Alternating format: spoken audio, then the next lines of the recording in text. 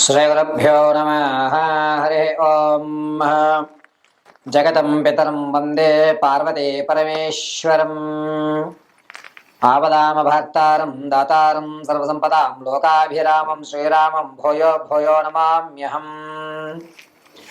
పార్వతీ పరమేశ్వరుల అనుగ్రహంతో శ్రీమన్నారాయణ యొక్క కటాక్షంతో నా తండ్రి గారి యొక్క ఆశీర్వచనంతో ఈరోజు మీ అందరికీ కూడా మేషం నుంచి మొదలుకొని మీనరాశి వరకు కూడా జాతక పర్యంతంలో కుజుడు అతను ఉండేటువంటి స్థానాన్ని బట్టి జరిగేటువంటి ఫలితాలు అనేటువంటివి వివరిస్తాను. యథాశక్తానుసారం అమ్మవారి అనుగ్రహంతో మీకు ఈ యొక్క విషయాల్ని తెలియజేయడం జరుగుతుంది. ప్రతి ఒక్కరికి కూడా ఇదే విధంగా జరగాలి అనేటువంటిది ఉండొచ్చు, ఉండకపోవచ్చు. మేషరాశిలో జనించిన వారికి కుజుడు ఏ స్థానంలో ఉంటే లాభపడతాడు, ఆరోగ్యపరంగా ఎప్పుడు ఏ స్థానంలో ఉంటే అనారోగ్యాలు అనేటువంటి తగ్గుతాయి. అదేవిధంగా ఏ స్థానంలో కుజుడు ఉండడం వల్ల ధనపరంగా ఆర్థిక పరంగా నిలదొక్కుంటాం.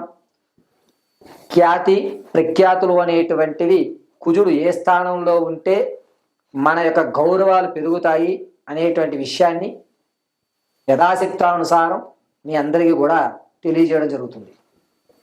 అయితే ప్రతి ఒక్కరి యొక్క date of birth, time, place of బర్త్ను బట్టి కుజుడు తన స్థానాన్ని ఉన్నటువంటి విధానం, అందులోనూ కుజుడు ఇతర గ్రహాల్ని నీచంలో చూస్తున్నాడా, ఉచ్చస్థానంలో నుంచి చూస్తున్నాడా, మూల త్రికోణంలోంచి చూస్తున్నాడా అనేటువంటి విషయాన్ని పరిగణనలో చేసుకోవాలి. ఇది ఒక్కటే ప్రామాణికం కాదు. కేవలము జ్ఞానాన్ని తెలుసుకుని ఇలా ఉండడం వల్ల ఇది జరుగుతోంది అనేటువంటి విషయాన్ని మీకు తెలియజేయడం కొరకు కుజుడు ఏ స్థాయిలో ఉంటే, ఏ స్థితిలో ఉంటే మనకి ఏం జరుగుతాయి అనేటువంటి విషయాన్ని మీకు తెలియజేస్తాను. ముందుగా మన యొక్క జాతక చక్రంలో 12 గళ్ళు ఉంటాయి.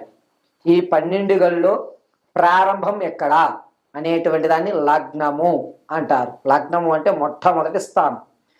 అది 1వ స్థానంగా పరిగణించుకుని కొంతమంది సవ్య దిశలో 2, 3, 4, 5, 6, 7, 9, 10, 11, 12 కింద వేస్తారు.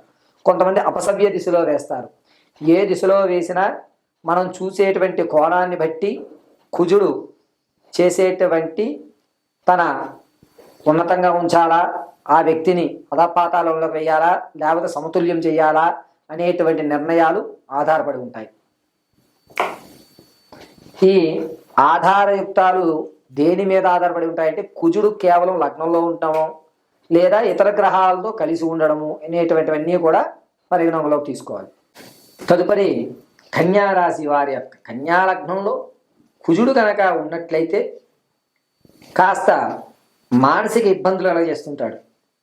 దాంతోపాటుగా 2వ స్థానంలో కానీ, 5వ స్థానంలో కానీ, 9వ స్థానంలో కానీ, 12వ స్థానంలో కానీ కుజుడు గురుడితో కలిసి ఉంటే మీరు ఇంతకు ముందు సంపాదించినటువంటి ఆస్తి కానీ, లేకపోతే ఇంతకు ముందు సంపాదించి విలువైన వస్తువు ఏదైతే ఉందో దాన్ని చేజార్చుకునేటువంటి అవకాశం ఏర్పడుతుంటుంది. కుజుడు 2వ స్థానంలో గురుడితో కలిసి ఉన్నట్లయితే మీరు అనుకున్నట్టుగా, మీరు అంచనా వేసినట్టుగా ధనాన్ని ఎక్కడైతే మీరు ఎస్టిమేషన్ వేసి పెడతారో ఆ పెట్టుబడులు ఖచ్చితమైన ప్రకారాలు ఉంటాయి. ఇదే కుజుడు 3వ స్థానంలో బుధుడితో కేతువుని కనుక మూల త్రికోణంలో చూడగలిగితే విదేశాల్లో స్థిరమైనటువంటి గౌరవ ప్రఖ్యాతులు అందుకునేటువంటి అవకాశం. అంటే ఇక్కడ ఇల్లులు కొనుక్కోవడం వేరు, మనం వేరే దేశం వెళ్ళి ఇల్లులు కొనుక్కోవడం వేరు. ఆ వేరే దేశంలో ఇల్లు కొనుక్కుని ఒక మంచి పేరు ప్రఖ్యాతులు పొందేటువంటి అవకాశం ఏర్పడుతుంది.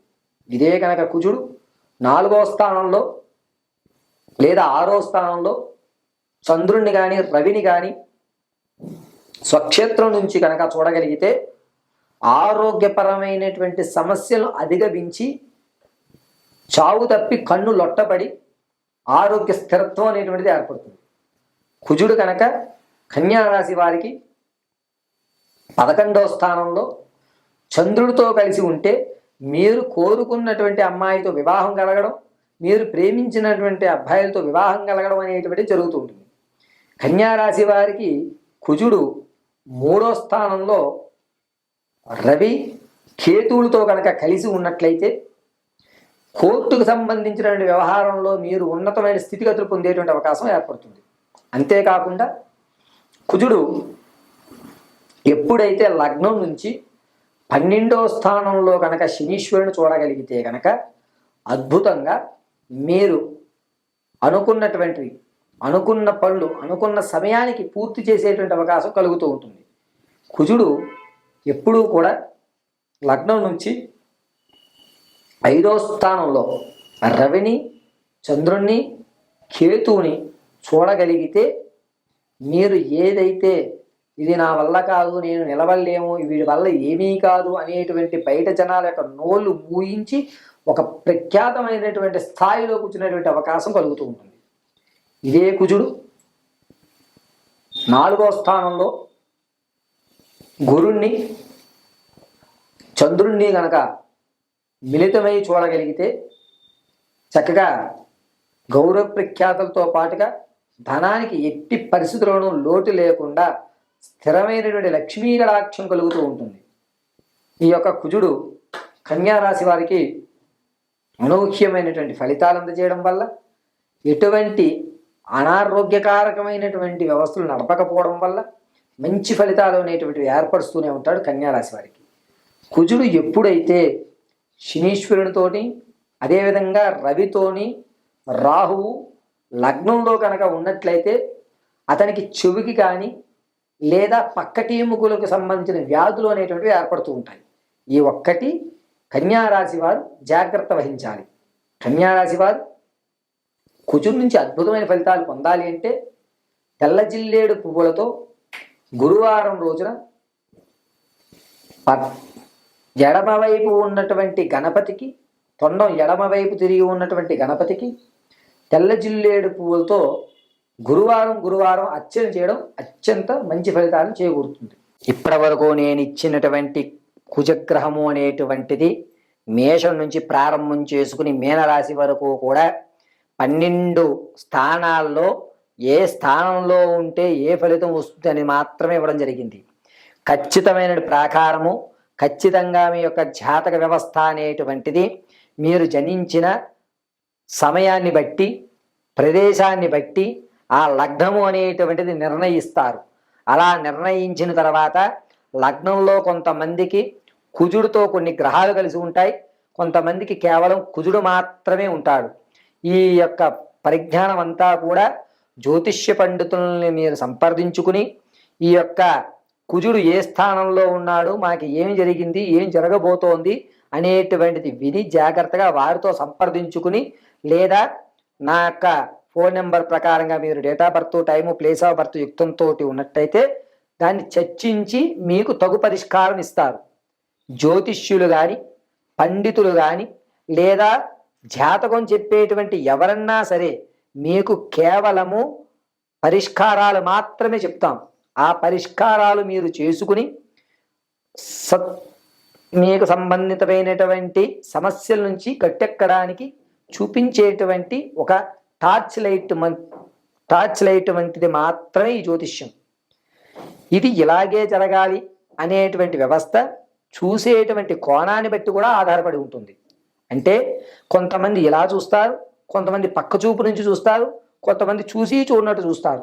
అలాగా జ్యోతిష్యులు కూడా జాతక చక్రం అనేటువంటిది అంశ చక్రంలో, ఆరూఢ చక్రంలో, నవాంశ చక్రంలో, దశాంశ చక్రంలో అనేటువంటి 4 చక్రాల యుక్తంతో అనుసరించి లగ్నాన్ని ప్రారంభయుక్తంలో చేస్తారు. చెప్పినటువంటి కుజుడు కేవలము లగ్నం దగ్గర నుంచి ఏ స్థాయిలో ఉంటే ఎవరికి ఏం జరుగుతుందని మాత్రం చెప్పడం జరిగింది. ఇదే విధంగా ప్రతి గ్రహము కూడా ఏ స్థానంలో ఉంటే ఏ విధమైన ఫలితాలు జరుగుతాయి అనేటువంటిది తెలియజేయడం జరుగుతుంది.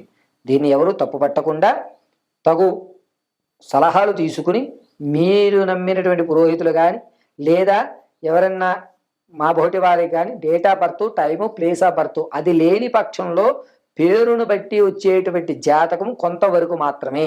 ఇప్పుడు నేను చెప్పినటువంటి ఈ కుజ ఫలితాలన్నీ కూడా ఈ సంవత్సరం వరకే. అంటే సంక్రాంతికి రవి మారిన తర్వాత తన యొక్క ప్రభావాన్ని ఉగాది నుంచి ప్రారంభం చేస్తూ ఉంటాడు. కాబట్టి రవి సంక్రమణం నుంచి రవి సంక్రమణం వరకు జరిగేటువంటి వ్యవస్థ. ప్రతి నెల కూడా మళ్ళా జాతక పర్యంతంలో మార్పులు జరుగుతూ ఉంటాయి. వీటిని గమనించగలరని మనవి.